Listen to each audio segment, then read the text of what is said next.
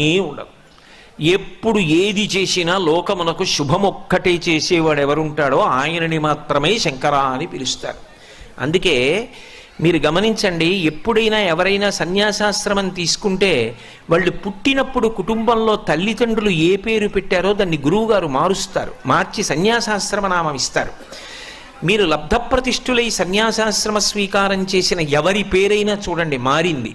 ఒక్క శంకరాచార్యుల వారి పేరు మాత్రం గోవింద భగవత్పాదులు మార్చలేదు. ఎందుకు మార్చలేదో తెలుసా? కైలాస శంకరుడు కాలడి శంకరుడిగా వచ్చాడు. శంకర మహోపకారం చేయడానికి వచ్చినటువంటి వ్యక్తి. ఆ పేరు మార్చడం నా వల్ల అయ్యే పని కాదని కైలాస శంకరుడు కాలడి శంకరుడిగా వచ్చాడని ఆ పేరు అలాగే వదిలేస్తే సన్యాసాశ్రమనామంలో కూడా శంకరాచార్యుల వారిగానే కీర్తింపబడిన మహాపురుషుడు శంకరాచార్యుల వారు ఒక్కరే.